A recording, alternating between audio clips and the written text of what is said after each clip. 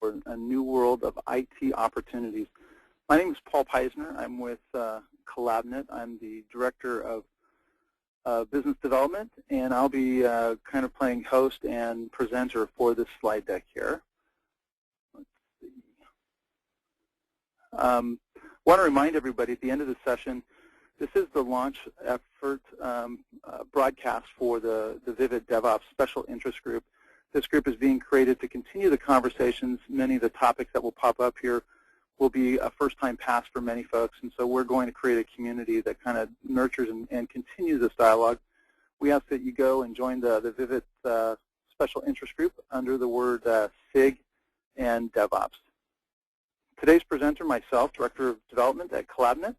Also, I'll be presenting with Todd Kapua, that is really the brains behind a lot of this and has a lot of experience behind the transition of Agile into a DevOps IT organization.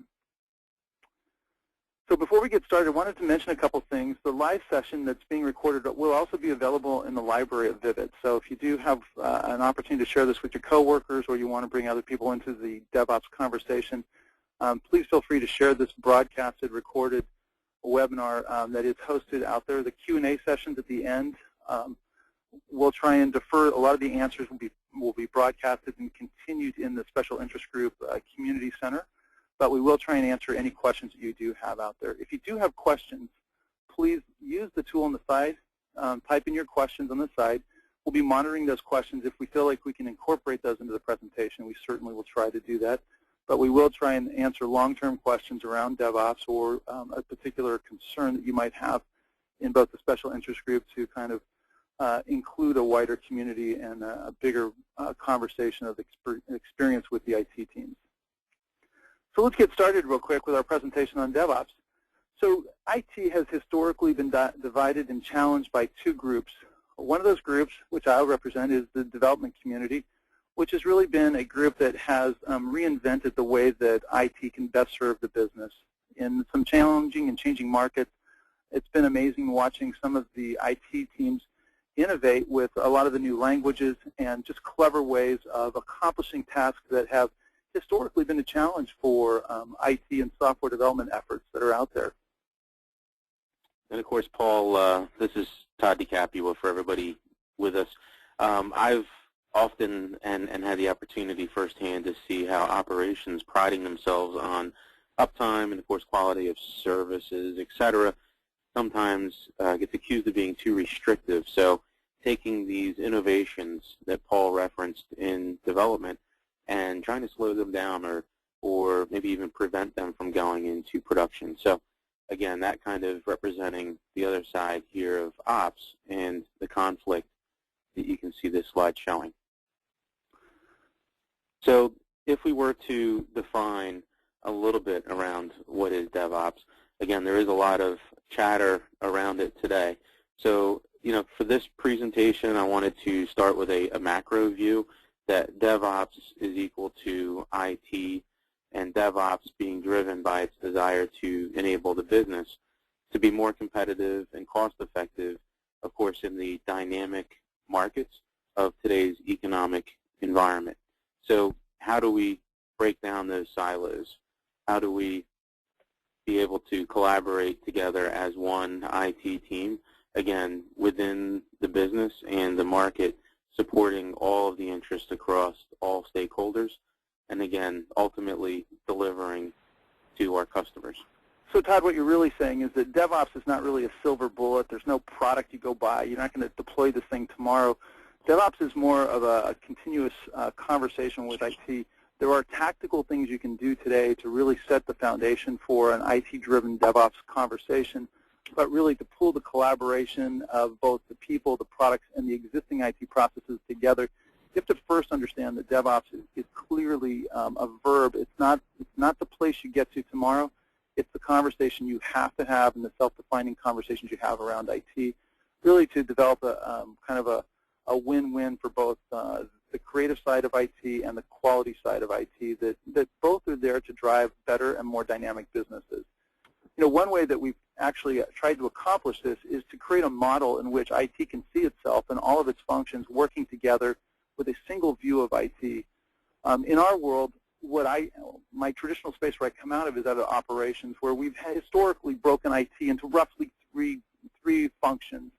And those functions typically are the service management side of the house, which is really interacting with the business to try and understand what's working, what's not working from their experience perspective. There's a systems management side of the house, which is really focused on service operations, which is really trying to drive a lot of the best practices and optimize the existing applications. And there's a specialty role in operations, which is focused around application configuration management.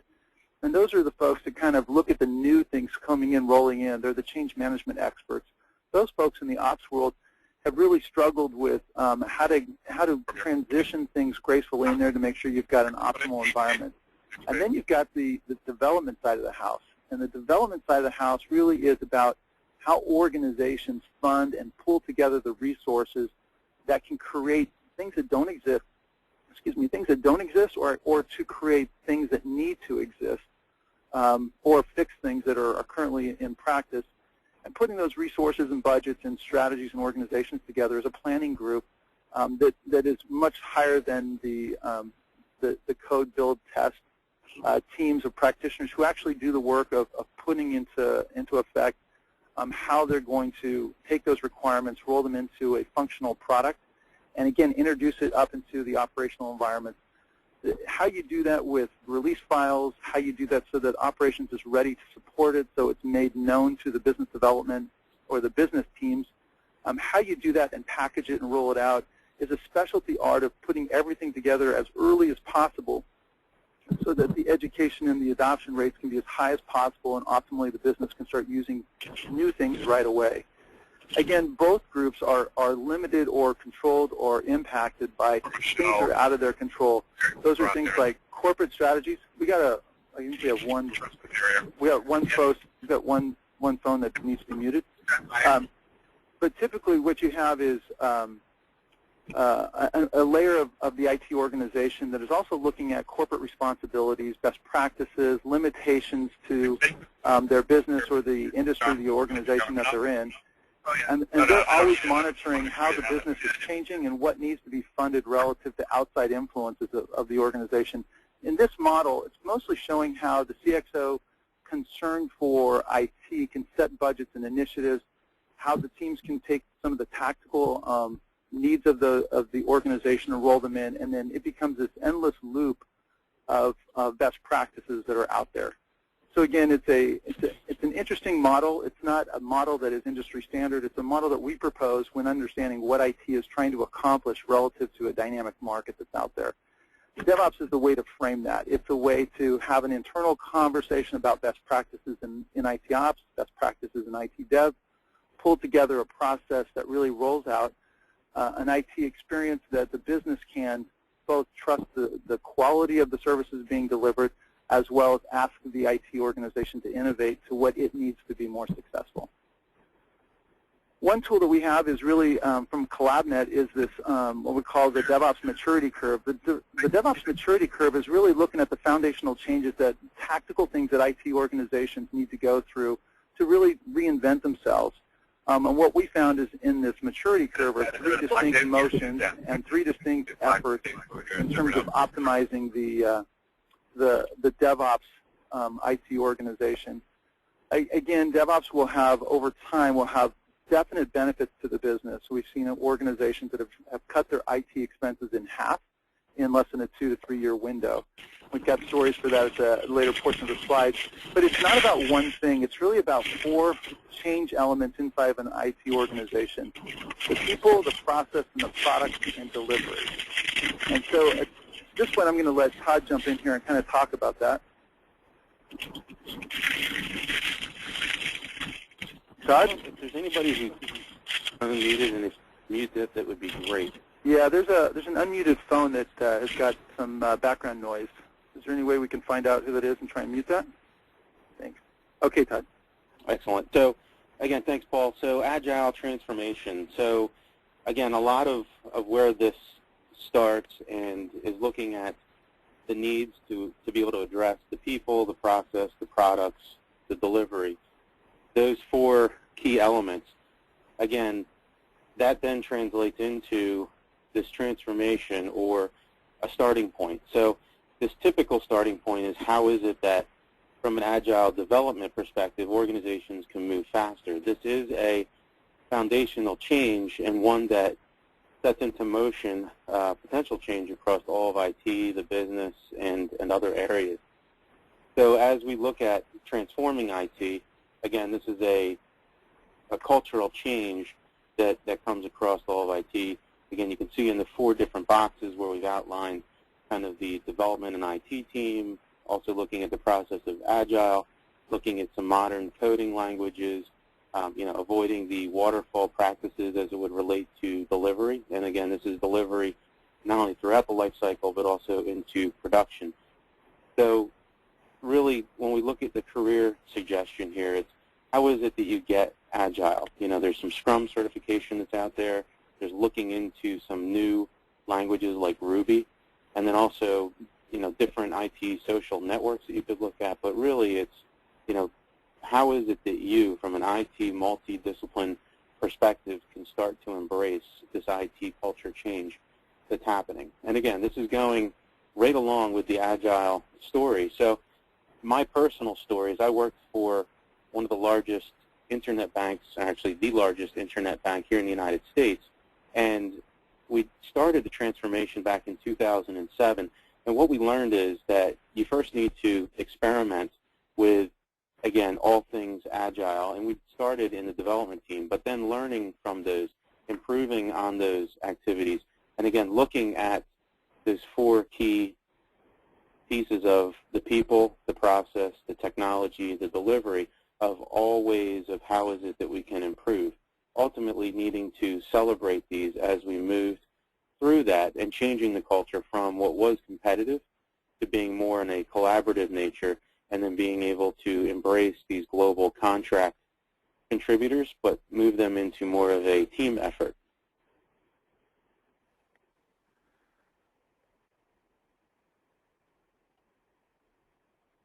Okay, sorry, so let's move on to continuous integration. So when you go Agile, there's this whole effort and push to pull together a lot of the resources.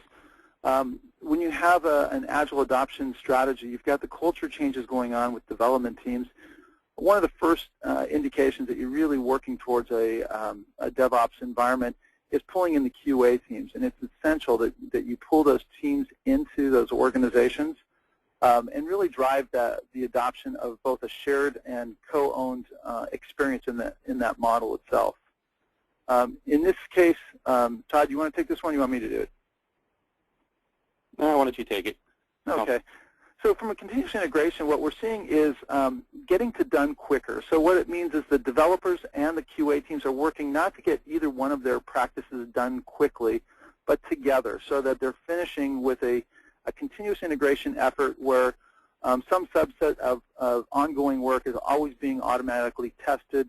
The testers are leveraging pre-existing test templates so that they're becoming more part of the development teams, and that their manual expertise is really focused on the end of a project. When it gets close to being done, they're really drilling down on some of the hardcore challenges of making sure that product is robust enough to really survive on its own out in an operational environment.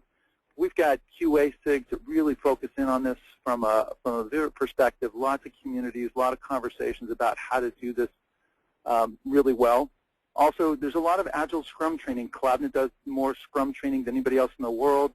There's a lot of test certification capabilities. Both of these are practices that if you're in ops or if you're in dev, you need to look at the other disciplines, because we're asking people to get cross-discipline expertise.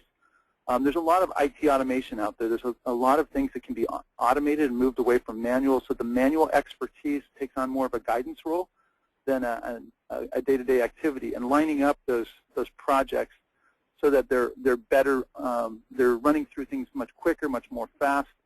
The visibility of the project to the team leads becomes more predictable. Todd, do you guys have any examples of this? Yeah, we absolutely did. So, the other big piece is as you start thinking about enterprise size Agile, and I mean, it's one thing to have 1, 2, 3 Scrum teams working together, and I think from where where I've seen it explode into, 35 Scrum teams working on one code base. Again, this is where, you start to see some of these best practices that come out. Some of the pieces that, Paul was just talking about is literally supporting huge transformations like that. So as you look at this continuous integration, again, it's an IT team concept, but being able to discover defects earlier and improving quality now become more and more important, because you're talking about constant change across that code base that's being injected by a number of different team members. So how is it that you plan your sprints?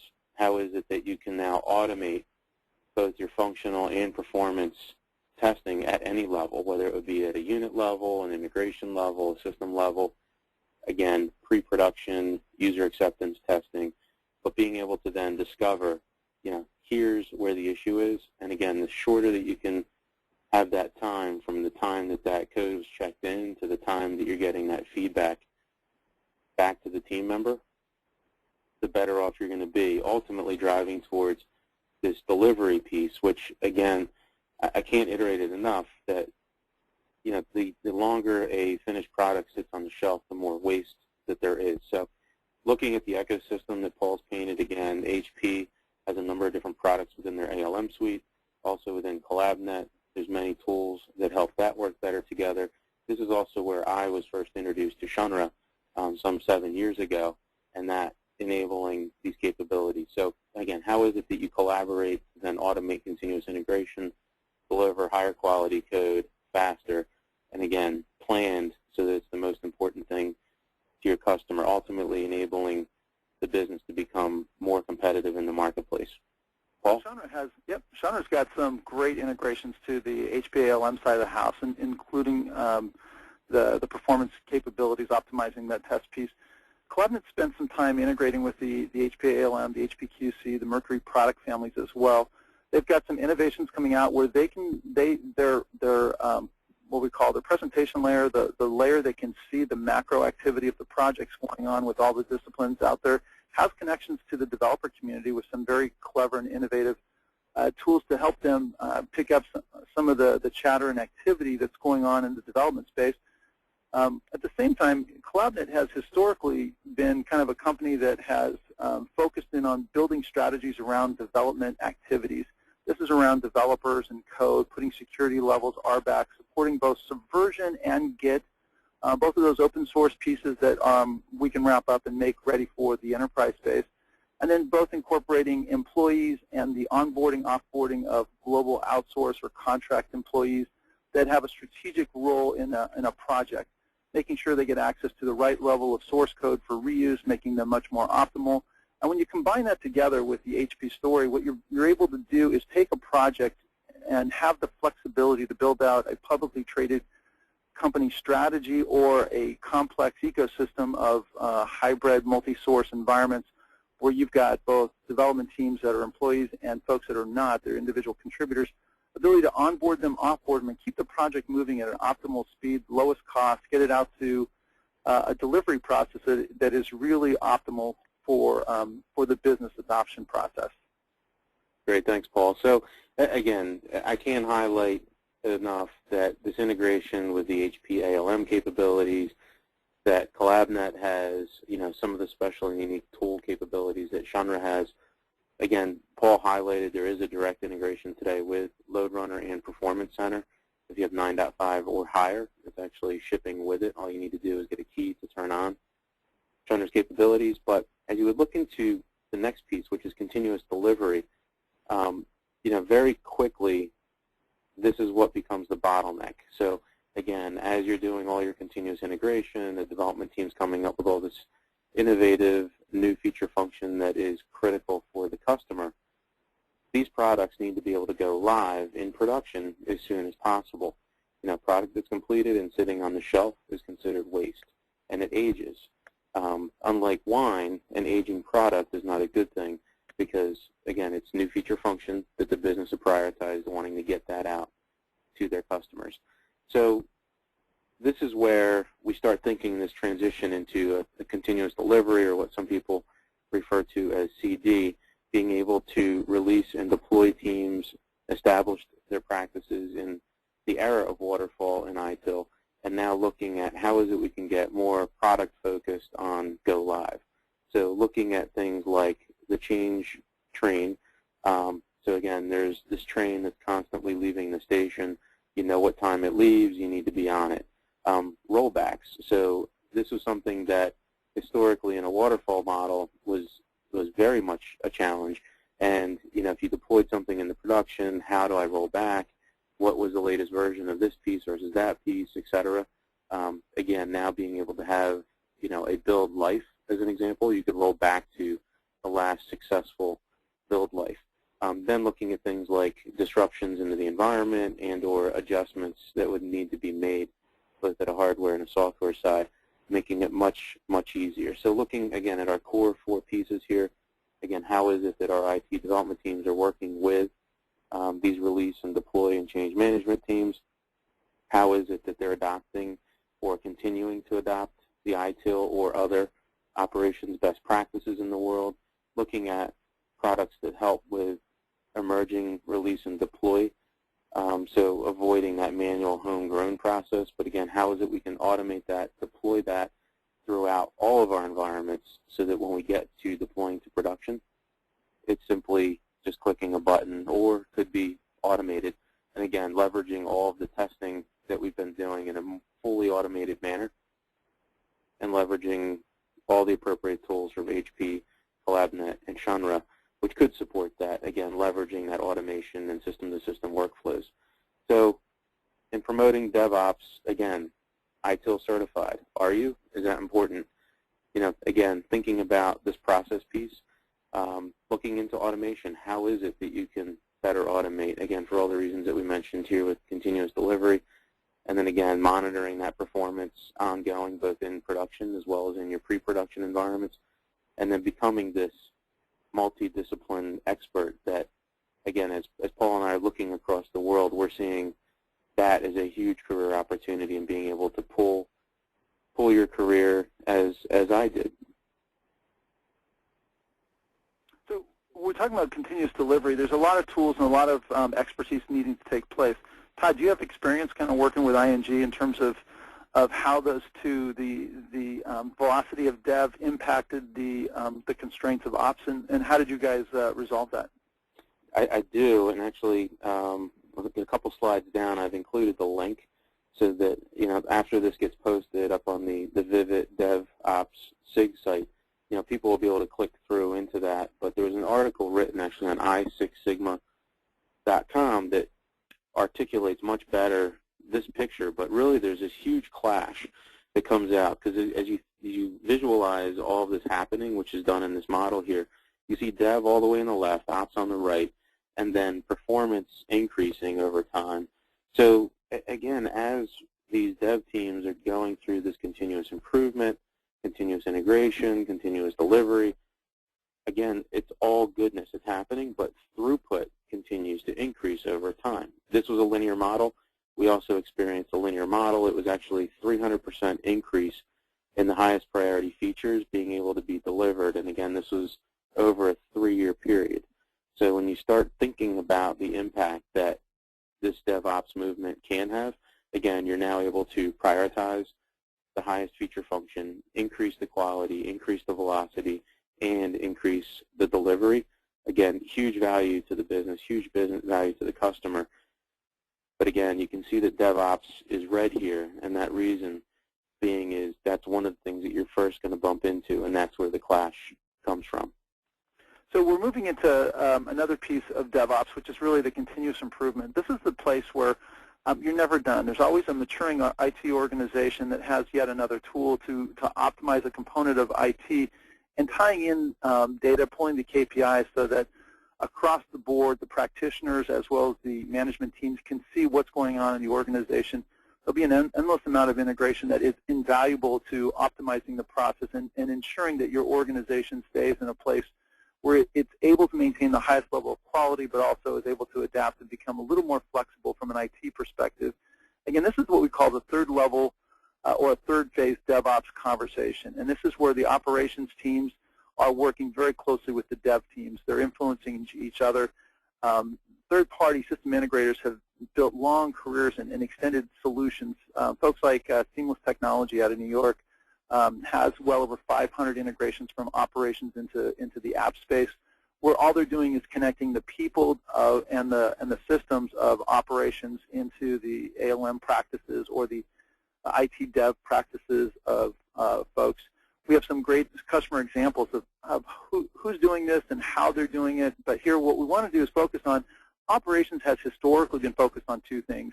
They really need to keep the business happy, kind of the essence of a category called BSM, which is really making sure that the business is consuming the right services from IT and those services are dependable and trustable. The other side is systems management. Their goal is really 100% uptime, driving everything, all disruptions down to zero, which, is always relative in a moving target. And they're looking for minimal impact of service disruptions. They are looking to avoid things like what RIM has gone through on a couple of occasions where they've had global disruptions and really been challenged to reestablish those services and the trust in the businesses that really depend on those devices and that communication method.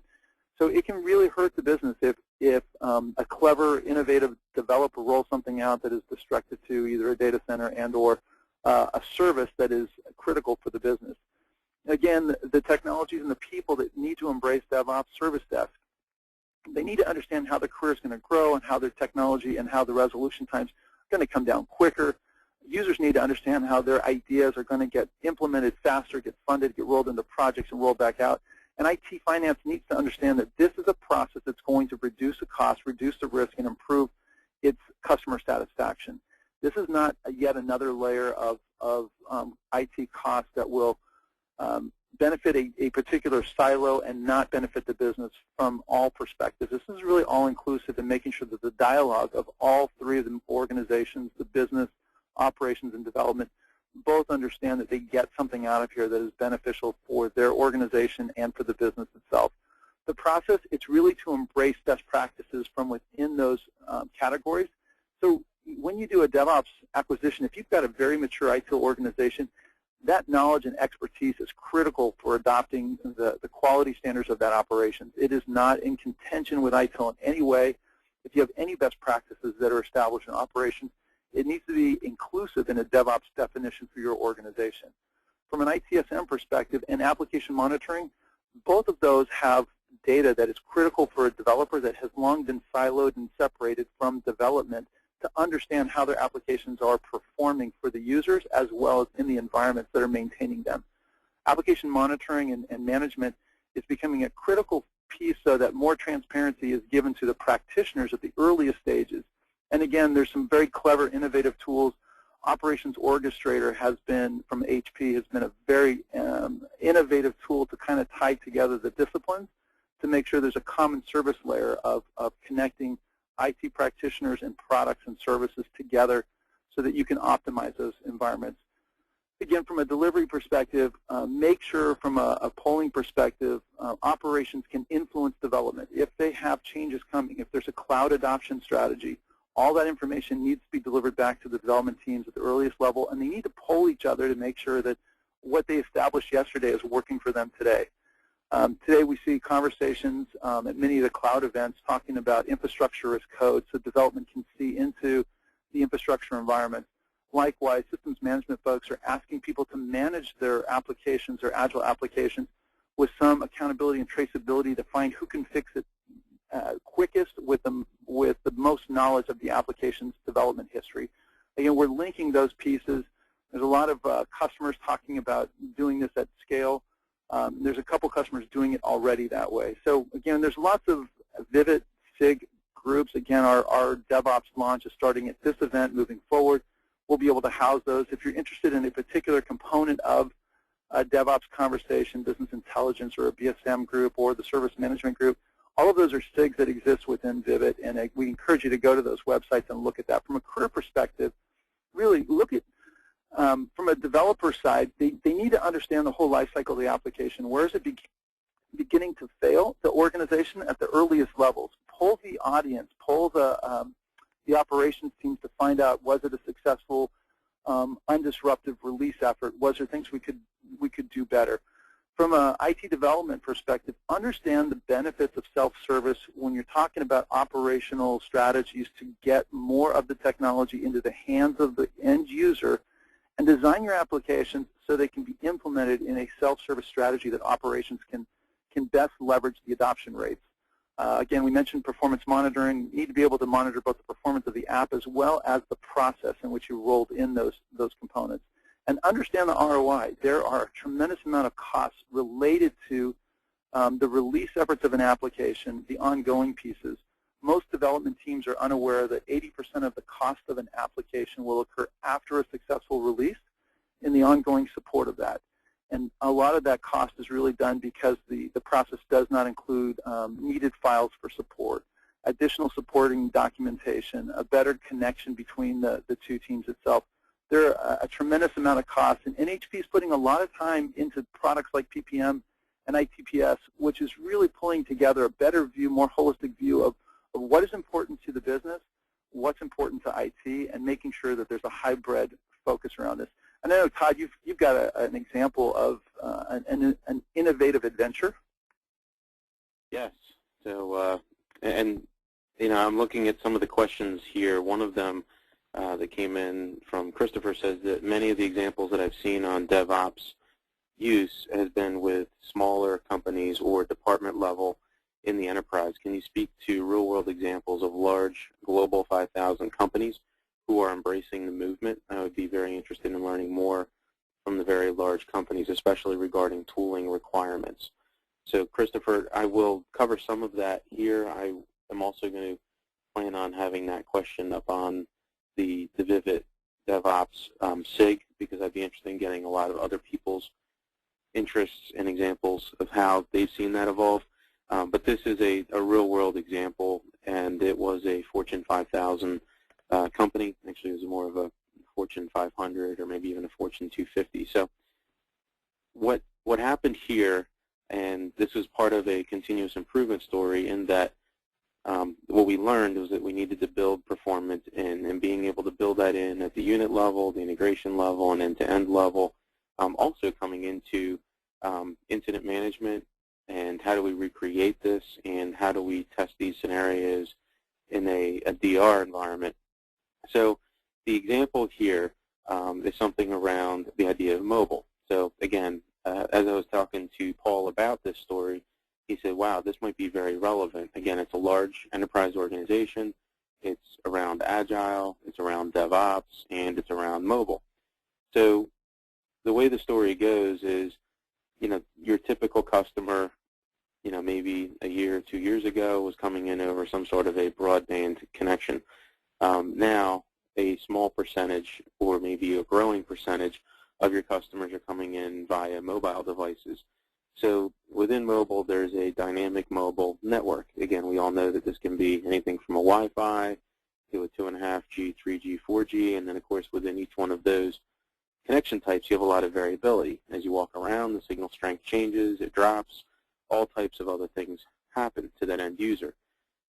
The one piece that's also not really thought about is, what is the impact on the back-end infrastructure as a result of those different and dynamic mobile network connections that those devices are coming in over. And why that is important is, this was why it became a continuous improvement story.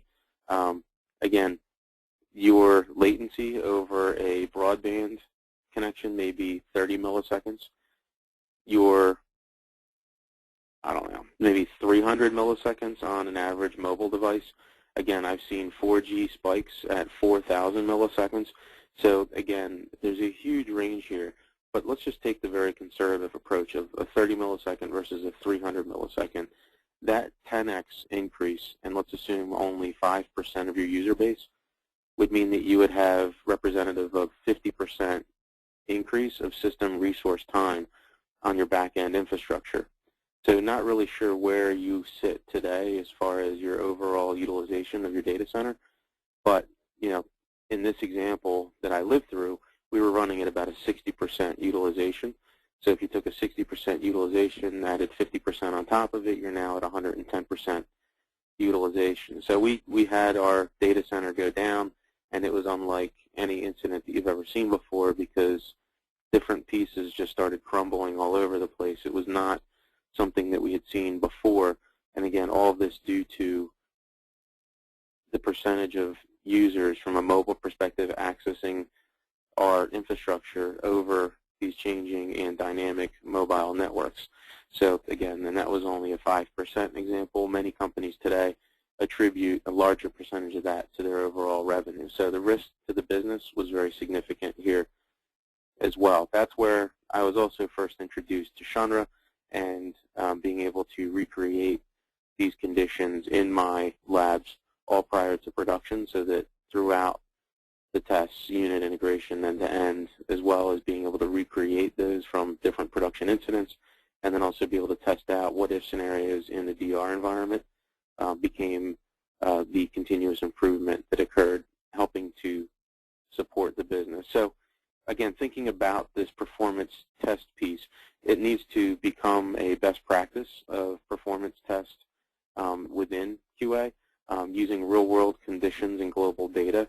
Again, for all the reasons that I mentioned, again, Shunra has a library of these network conditions. There's 15 million different true last mile. So this is on device with device types, with carrier types, conditions, date and time, as well as latitude, longitude, all which you could bring into your lab as you would see fit. But again, ultimately supporting this idea that we need to optimize performance, increase the quality, and increase the delivery, not only quality, but also the speed of the delivery, especially for your critical mobile application deployments. Real quick, I just wanted to give an overview of Shunra's capabilities. Again, you can see the full life cycle and our capabilities, how they cover this, all from development to QA to performance test to production. Again, within an agile world, how is it that these are leveraged? How is it that leveraging something like CollabNet, like all of the HP ALM tools, these are integrated in, fully automated, and enable you to deliver these real-world results out to support moving through the development process faster into this DevOps to ultimately deploy into production higher quality, faster, and ultimately making it a differentiator for the business and retaining your customers. The last part that I wanted to highlight here is around continuous improvement and how that translates into productivity. So here you can see documented results from ING Direct, and again, this is where on the slide deck you will see a link to the article on I-Six Sigma, or you could simply go to I-Six Sigma and then just type in my last name in the search, and what you will see in there is the results of how, for that 1 year of 2009, we had an increased yield. So again, this was delivered feature function into production from continuous improvements. Over 2008 to 2009, again, we increased production quality. And what that is we had 25% fewer production incidents over that 2-year period as a result of continuous improvement and increased productivity. Again, that was a significant number for us, as I know it is for many organizations, if you could reduce the number of incidents. And then from 2007 to 2009, again, this 300% increase in throughput. So again, feature function delivered into production. Paul? So another example that we have is a company called, here in the States, known as DHL, but in Europe known as Deutsche Post, a 500-year-old company with 500,000 employees. They had struggled with reinventing IT. They had a hard time competing with the global markets because of their European hiring laws. They had need for short-term employees to do some innovative things, but because of the way the hiring is a challenge in Europe, they were committed to the employees for 2 years, and they didn't know if some of these operational projects were going to require a 2-year commitment to any individual developer. So what they did is they came up with a clever way in which they solicited ideas for growing the business from their employees. They pushed that idea capture tool back to operations to structure it around a way that could be supportable, and they passed it on to a decision-making body back in the organization. Again, the flow, and this is their internal document flow here. That had to be translated from German. Thank you very much. My German isn't so great, but They have what they call the 3 E's, and this process really captured ideas, created a methodology in which they could structure the idea into a funded project. The funded project could get staffed by putting out to bid out to well over 1,800 quality-driven development efforts. They have about 100 developers on staff that oversee some of the projects, but the bids go out to developers who compete based on their reputation, their quality, and price to really deliver on time and on budget the needed functionality. And in many cases, with a low-risk application that gets developed, many of the products get built and tested by the third parties. They get QA'd through an automation QA process. And we watched the demo in which a third-party change to a live application on the web took place in less than 15 minutes from submit. It's a brilliant way in which a large organization is leveraging a lot of the automation technologies, a lot of the coordination and collaboration, both with internal and contracted creative development, as well as operational sustainability experts. They're driving an agile process that is very much an ITIL environment. They push to both their own data center as well as to the Amazon cloud. They're using tools in clever ways like Operations Orchestrator really to flow that process from a finished project that has all the quality assurance it needs right into a live environment. And they're doing this at scale. If you're looking for a white paper, Forrester spent a lot of time writing up a fully documenting this process. This organization has cut its IT costs, total costs, not just one discipline, but total costs, by about 25% or more. They're also driving at about 300 or 300 plus active agile projects simultaneously across the global organizations that are going live on both daily, weekly, and monthly bases. As some of the applications are bigger and more complex, they do have a more manual process, a very hands-on process for those applications that potentially could be disruptive as well. But if there's organizations looking, if there's people looking for organizations that are more global, how they're doing it, Deutsche Post, DHL clearly has a white paper from Forrester you can get. Dave West did the article. But it is a classic example of how an organization driven to innovate has come up with a very clever way to do that. What is HP doing to help you with your career to really embrace DevOps? Well, they've got a plethora of products that are out there, and many of us are tied to an individual box, an individual application that we know really well, and that we've built our career around the application. Well, in the older model, a waterfall model, that was brilliant because the factory assembly line required that everybody be an expert at an individual function. The reality is HP is creating a new way to take your expertise and understand how the technologies that feed into it, that pull from it, or are sitting on top of it, monitoring that activity, the presentation layer technologies, are a way for you to really grow your career. We see HP coming out with a lot of dashboard, BI, automation technologies that are cross-discipline. Things like operations orchestration are really a brilliant tool that cross over into the apps world as well as into the ops. They're creating a unified IT workflow process from systems to systems automation capabilities. But simultaneously, we have to think about our careers the same way we think about how the technologies are emerging. We see HP investing money into cross-product integration, as well as a higher level we call an S-curve conversation. The S-curve isn't just for the technologies or your company. It's really about your career as well. It's really about embracing the optimization and the innovation that's out there. Well, I just wanted to highlight that before we move too far down. I mean, for my personal career, I grew up in a development shop. I then moved into a test and a QA, doing some kind of project management work, and then ultimately moved into an operations role. So I got to see kind of moving through this whole piece. One of the other questions that has come in is around, do you feel that today's ITSM and VSM tools are sufficient to address the DevOps continuous improvement lifecycle, or are there some areas of improvement, new features, integrations that would be required into the existing VSM, ITSM to support this? So I guess that's a very personal question for me. Yep.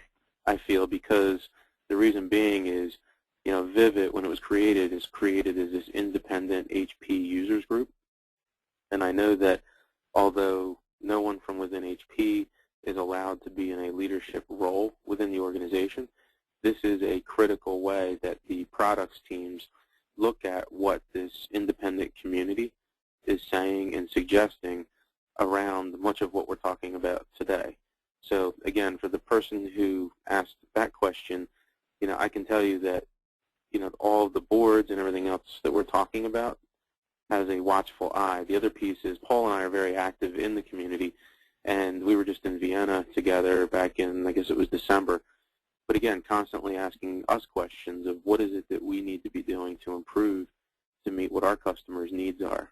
So again, I mean, from a products and career perspective, Paul, I just want to interject, my personal career plus with this question, and really what this Vivid organization is about is being able to provide more of this type of information to that broader HP community and really influencing future product development as well.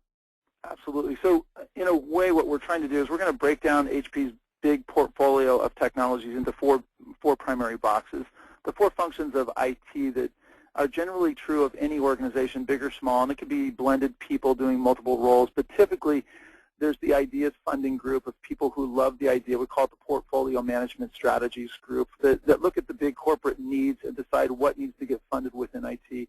Then there's the design and development teams that really look at what is the best way in approaching that. And that could be an architectural team as well. I mean, this is really not just about the apps, but it's also about the environments.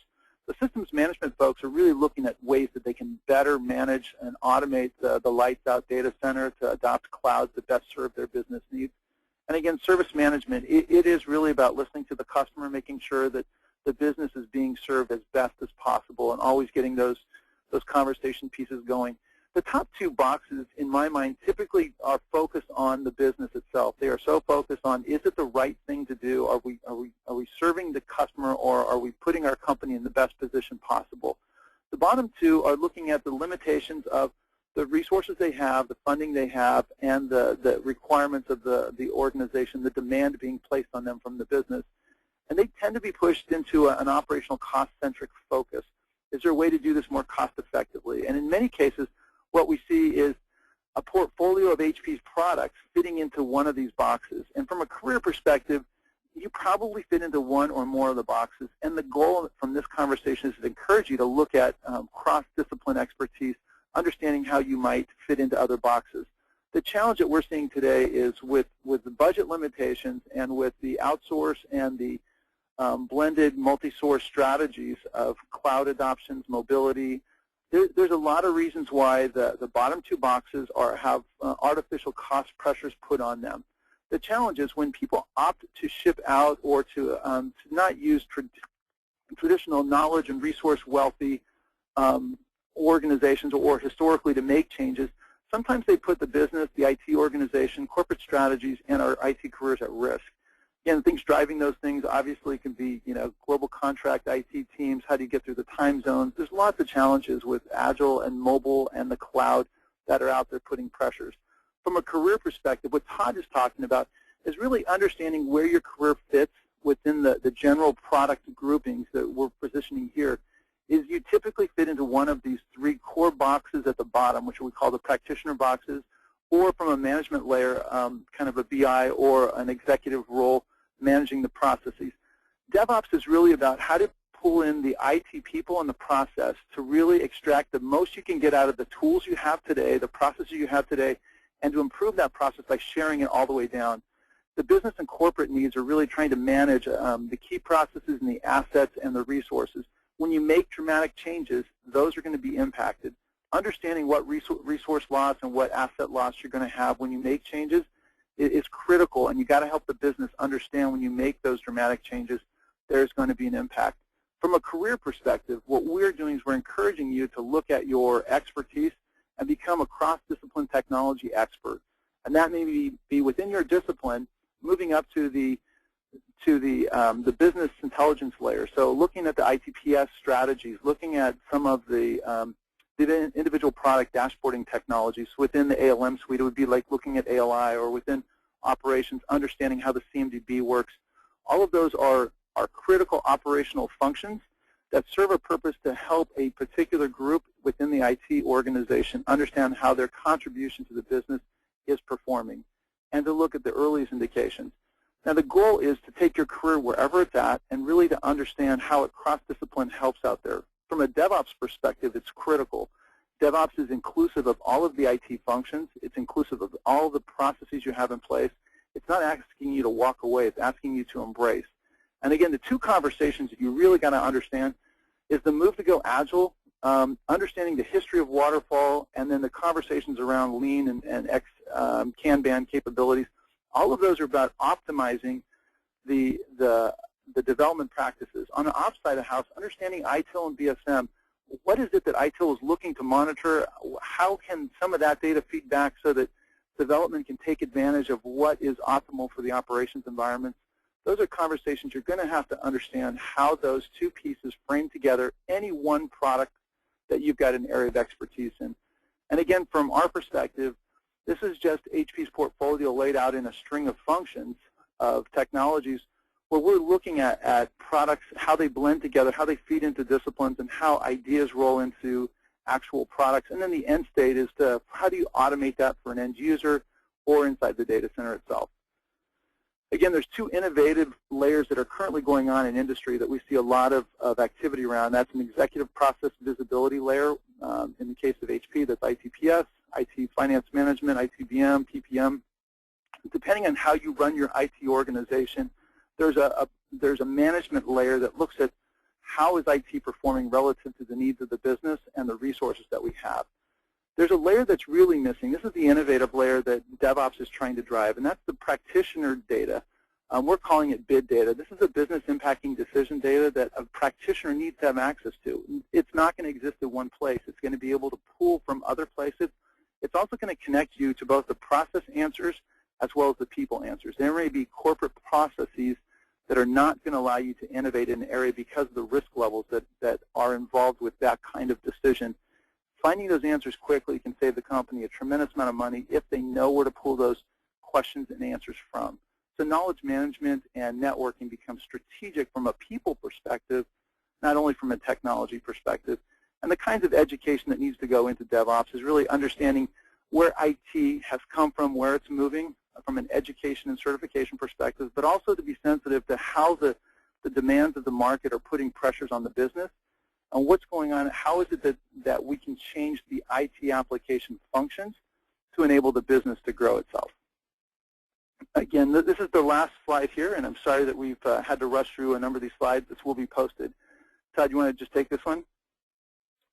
Absolutely. So, again, if you can't hear it already, kind of embracing this best practice of Agile and ITIL, helping you to get into and support kind of the Agile development piece as well as the three other phases on top of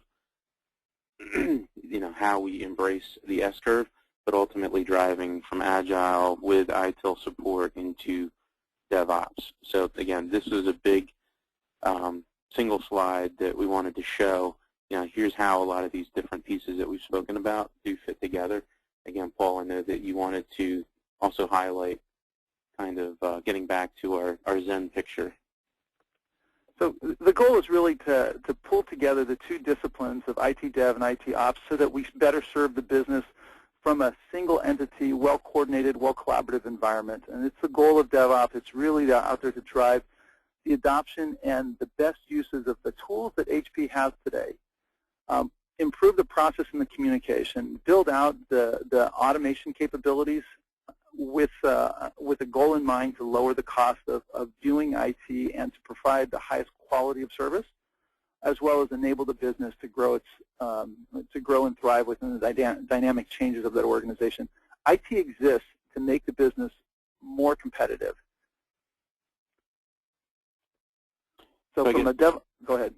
Yeah, I mean, all Paul and I wanted to do is, as we're starting to close out the session, if you do have any questions, please post them into the question section here.